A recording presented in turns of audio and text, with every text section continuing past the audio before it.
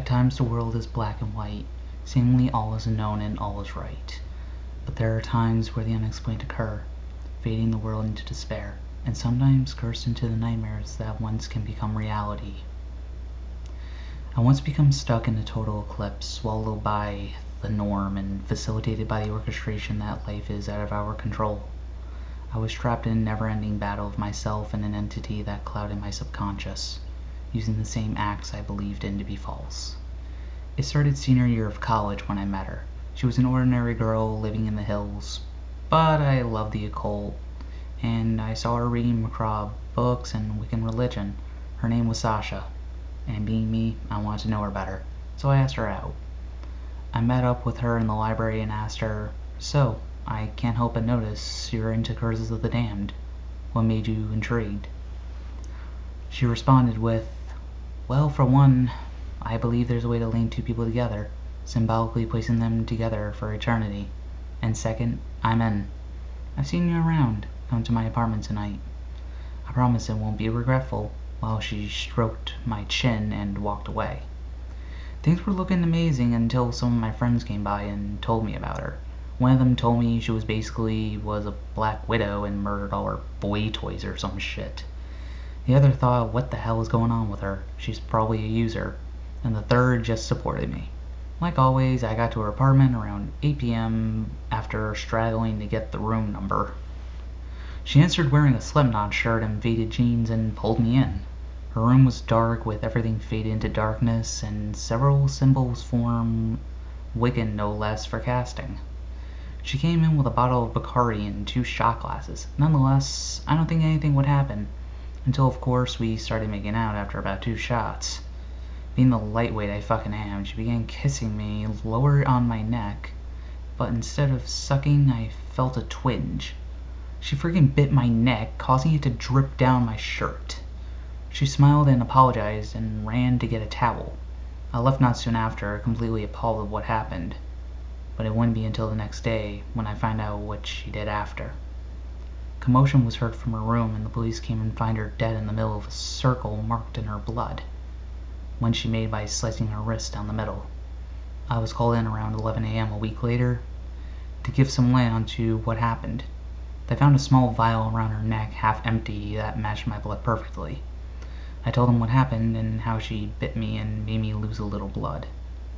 Soon after, I began hearing things as I slept, and whispering, "Can you hear me? There's much to do." Case in point, I felt disturbed and went to the school psychiatrist in order to see what was up. The lady told me that I was only grieving and that I should just take some time off. I decided to take the semester off, go chill out, for a while mostly sleeping. Bad mistake. I woke up from a nightmare a little while ago involving a blonde girl being drowned in a bath. I did not know what the hell was wrong with me. All I needed was to get out. I walked around the road clearing my head when I saw a squad of police, an ambulance, and some detectives. They were pulling out a body with hair sticking out flowing from the stretcher. I ultimately vomited at the sight of the blonde hair as I put 2 and 2 together. I pulled myself together as I saw one of my friends keel over in tears, knowing for sure who it was. Did I really do it? Did I really kill someone? I felt my whole body shiver as I stared into space, walking away.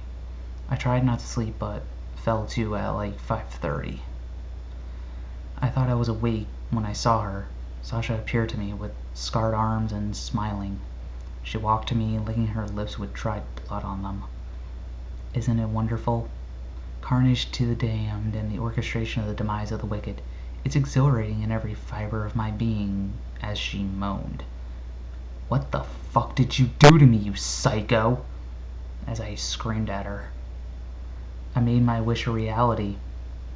I told you I wanted to be able to connect 2 people in their subconscious, and you made it complete. Which is what she retorted with. Why? Why make me do this? Kill an innocent girl? Well, in all honesty, she was scum, and since I can't get away with this action, I feel like I can do away with everyone who has wronged me. Every time you slumber, I control you.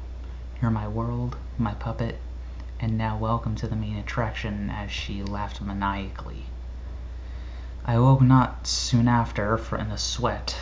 I grasped my head, wondering what the hell was happening in my life. I felt like I was drowning, and everything was just getting worse. I dreamt of one of the STEP team members being slit with a box cutter.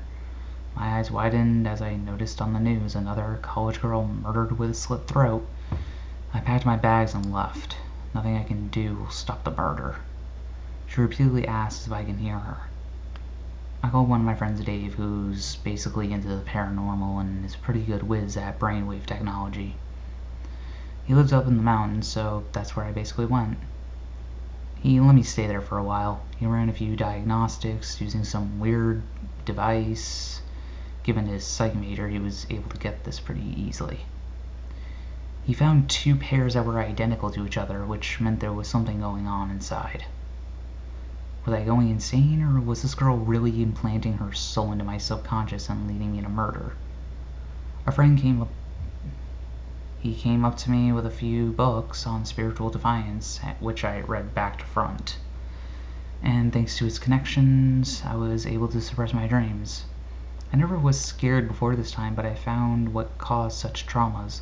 In Wiccan, there's a forbidden ritual where, upon death, a woman may implant her spirit into the last male she was in contact with.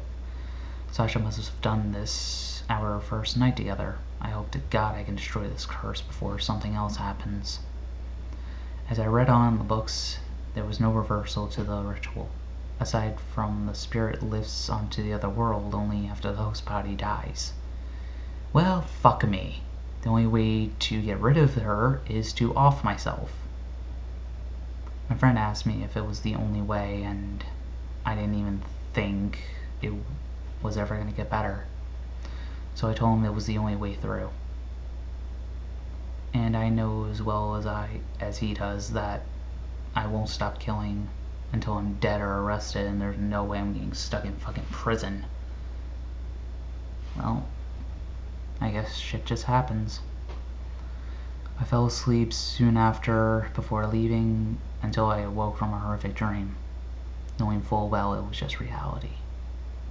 Dave was strangled by the wires of his machine. I knew what I had to do now. I knew I had to get through with this plan. I went to my room back home and grabbed my M9 action pistol. Knowing full well police were on my tail, they burst in looking for me. I placed the gun to my right temple. I could hear the police saying, "What do you think you're doing? You're not in control. They're still made people we need to punish. Don't act like you're a hero. We all know that a killer is a killer is a killer." It was Sasha, and I responded to her, "That may be so, but I control what I do when I'm awake. I choose this for everything I am made to do. Have fun in hell. I'll sure love the fucking company." The police now burst down my door and seeking me as I murdered 4 people. I could hear them saying, "Put the gun down, we can talk this out." If I told my side of the story, they would just think I'm crazy. I pulled the trigger, closing my eyes in the process. When I awoke, there was no sound. I knew this was to be true. I was part of the afterlife, probably because of suicide. I'm internally connected to the living for all existence. I looked around, everyone bumping into me but not acknowledging my existence. I guess it wouldn't be worth to ask, "Can you hear me?"